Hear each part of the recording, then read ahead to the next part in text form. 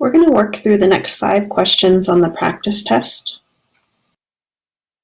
For this question, we want to graph the solution to the system of inequalities given below.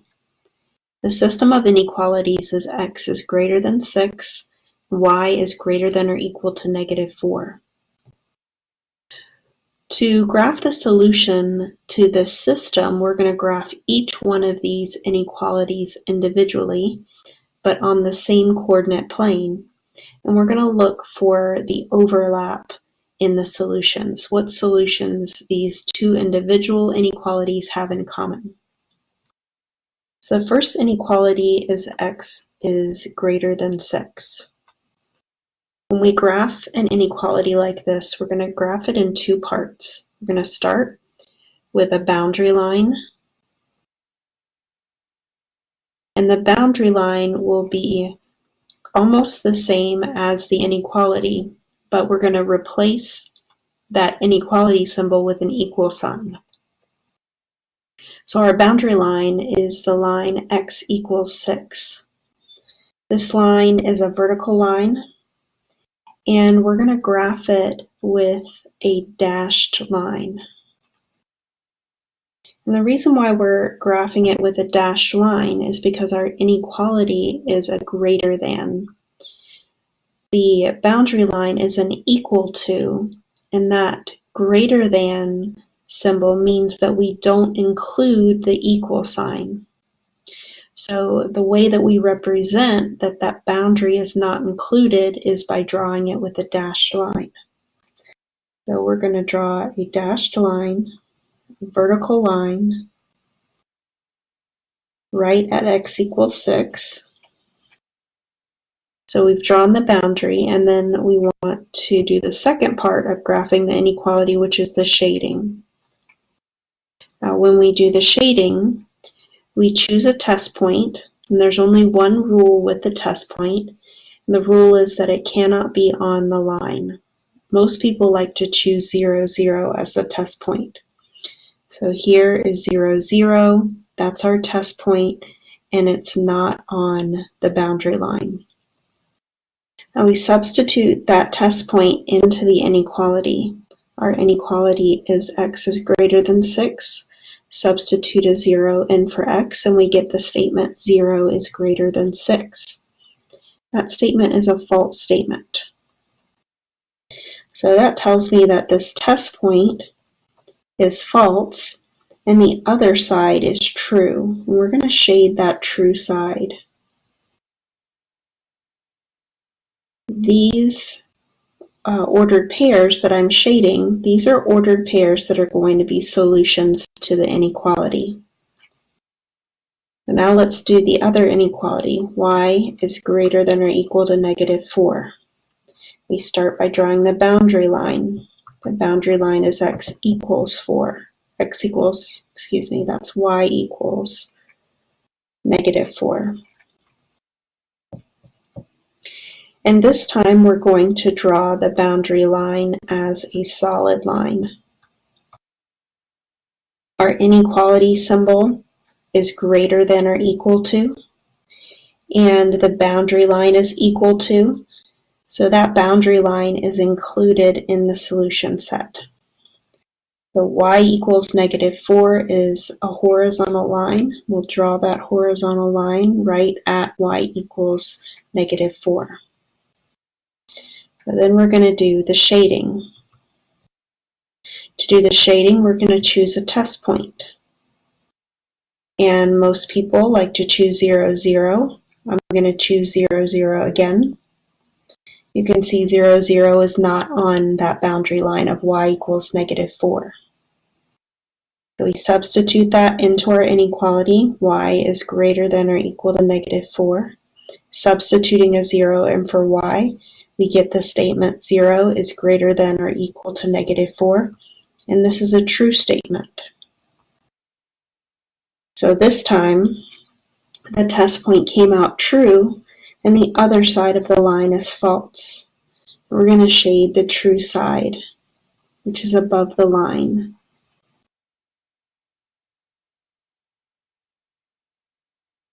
The So finally, you want to determine what the solution is for this system.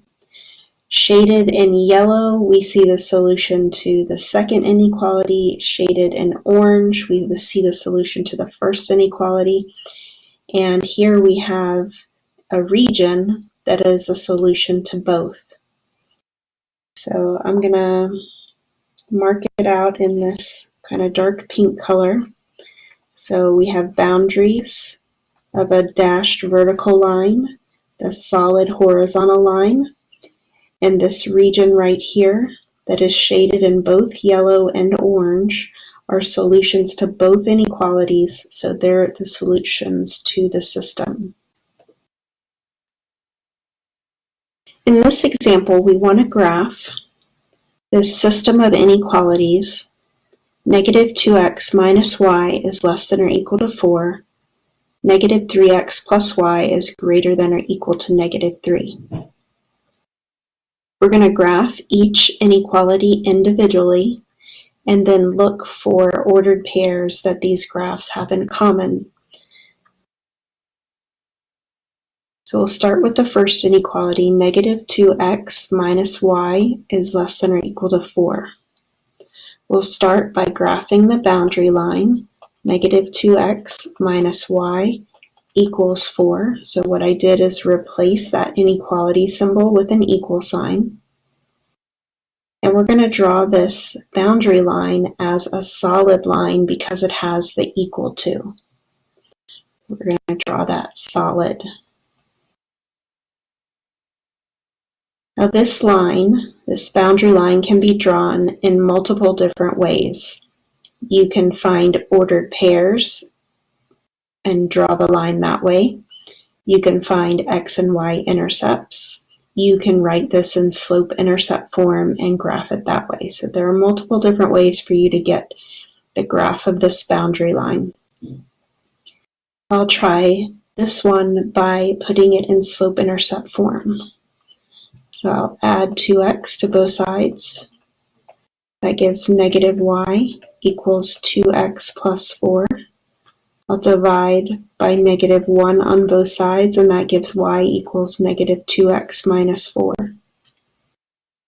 Now that this is written in slope-intercept form, I can see that the graph has a slope of negative 2, that's negative 2 over 1, and a y-intercept of negative 4. So I'll graph the line by plotting the y-intercept of negative 4. I'll use my slope to get to a second point. I go down 2 and over 1. That's rise over run. I rose negative 2 by going down 2 and ran 1 by going right 1. So connect those 2 points with a solid line. Now once we have the boundary, we want to find the shading. And when you do the shading, you need to choose a test point that's not on the line. Most people like to choose 0, 0 as the test point. You can see here that 0, 0 is not on the line. That's our test point. And we're going to substitute that test point into the inequality. Negative 2x minus y is less than or equal to 4. That gives negative 2 times 0 minus 0 is less than or equal to 4. We get 0 is less than or equal to 4, and that's a true statement. So that test point coming out true tells me that this side of the line is true, the side that contains the test point is true, and the other side is false. We always want to shade on that true side.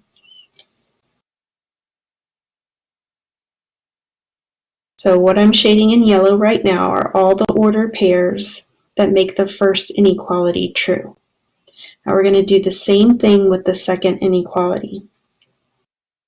The second inequality is negative 3x plus y is greater than or equal to negative 3.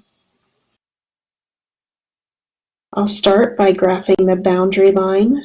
That's negative 3x plus y equals negative 3. And we're going to graph that with a solid line because our inequality has an equal to, and that means the boundary line is included. This time I'll graph the line by finding the intercepts. I'm just doing a different way to give you some review. So I'll find the x-intercept by letting y equal 0. That's negative 3x plus 0 equals negative 3. Negative 3x equals negative 3. I'll divide by negative 3 on both sides, and x equals 1. So I have an x-intercept at 1, 0. Then I'll find the y-intercept by letting x equal 0. We have negative 3 times 0 plus y equals negative 3. And that's y equals negative 3. So we have a y-intercept at 0, negative 3. I'll plot my y-intercept at negative 3 and my x-intercept at 1. I'm going to connect those 2 points with a solid line.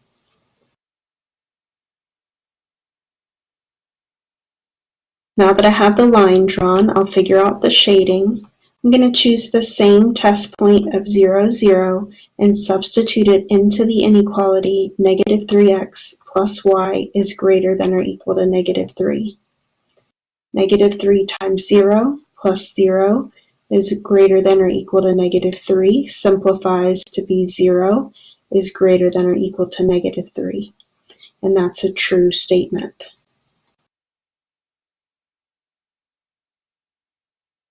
So my test point came out true, and the other side of the line would be false. So I'm going to shade on the side of the line with the test point.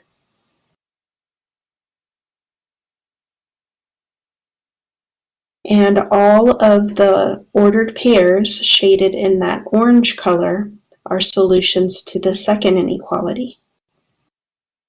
Now, solutions to the system are going to be ordered pairs that make both inequalities true. So in our picture, we're looking for this region here where they overlap. So the region with the solutions is the region right here with both the yellow and the orange shading. I'm shading it a little bit darker so you can see it here. And all of these ordered pairs, including this boundary line and this boundary line, will make these inequalities true, both inequalities true. And that is your graph of the solution.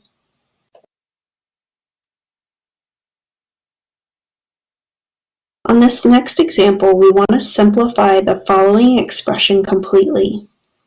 We have 8x to the 5th times 5x to the 9th times 4x to the 6th. Now, in this example, we're multiplying these expressions together. And one of the properties of multiplication is that we can multiply things in any order. So for convenience, let's take the numbers and put them together, and the variables, put them together. This is called the commutative property.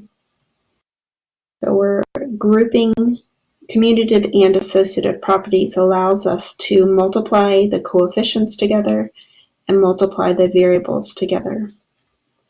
So we now have 8 times 5 times 4 times x to the 5th times x to the 9th times x to the 6th. So 8 times 5 is 40, and 40 times 4 would be 160. For the variables, you're multiplying variables with the same letter, with the same base. And so we're going to use one of our exponent rules. And that rule is the product rule. And in the product rule, you add the exponents together. So if you're multiplying with the same base, you add those exponents together. So it'll be x to the 5th plus 9 plus 6. So we get 160 x to the 20th for this example. Now, you don't need to write out all these steps every time. I was just trying to go slow to help you understand the process. So if I wanted to do this quickly, I would multiply the coefficients together, 8 times 5 times 4, to get the 160, and add the exponents together, 5 plus 9 plus 6, and that gives me 20.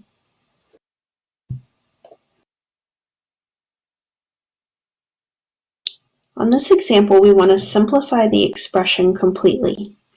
We have 15x to the ninth over 5x to the third. And all of this is raised to the negative 3. Now, having negative in the exponents can be a little bit confusing, but the meaning behind them is that we want to take the reciprocal of the base. So this is our base. So if I want to apply that negative in the exponent, I'm going to do the reciprocal of this fraction here. So this will give 5x cubed over 15x to the ninth, and then raised to the third power.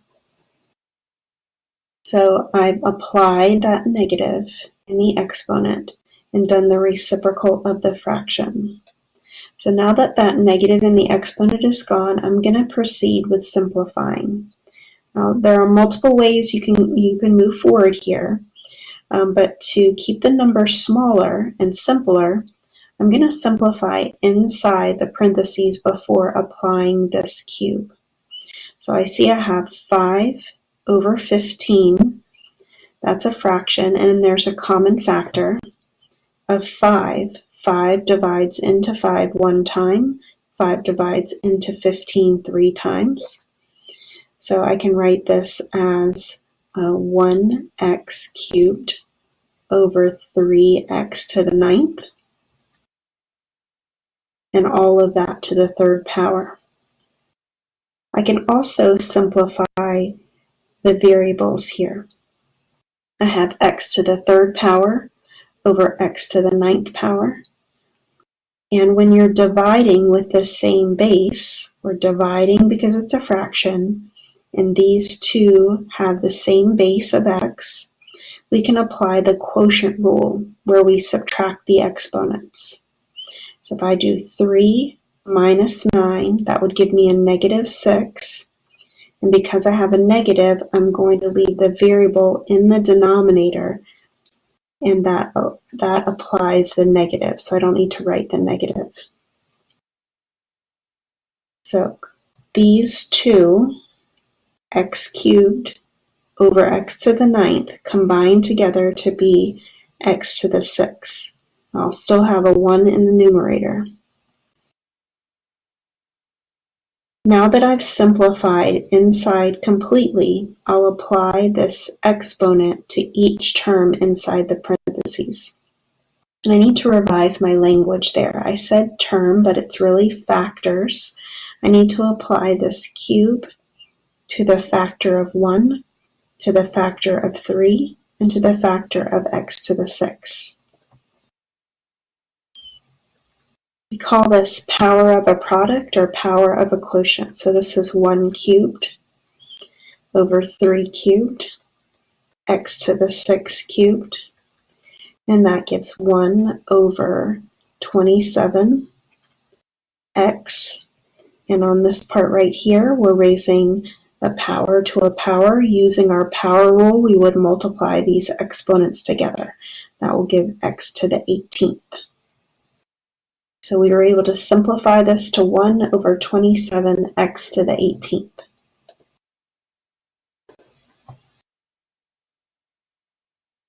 For this example, we want to simplify, write our answer without any negative exponents, and assume that no denominators equal 0.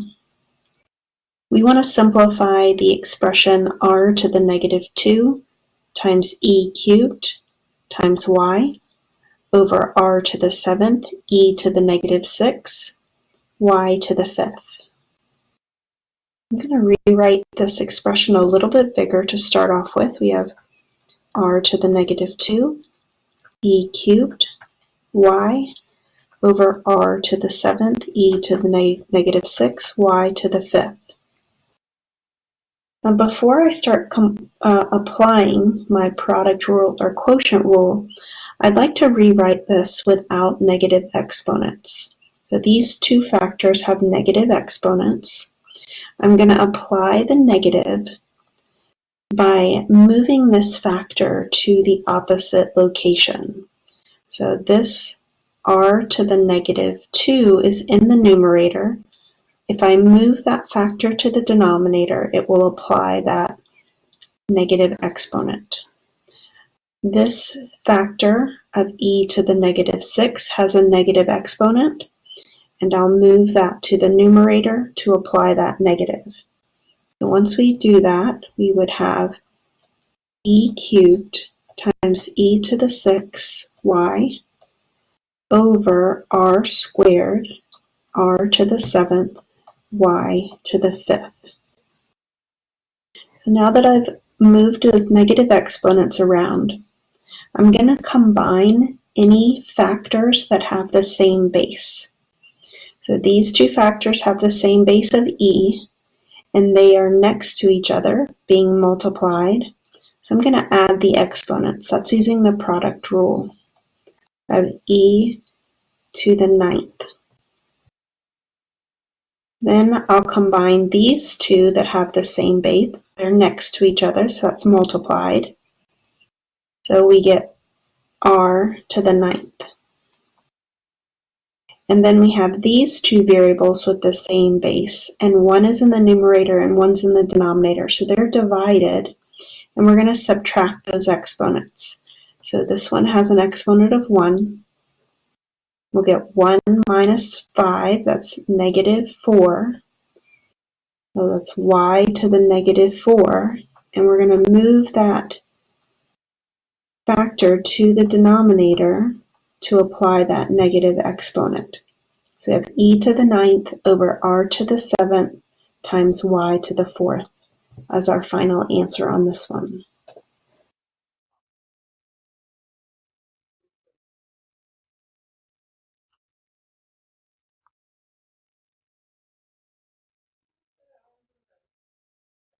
Thank you for checking out my videos. Have a great day.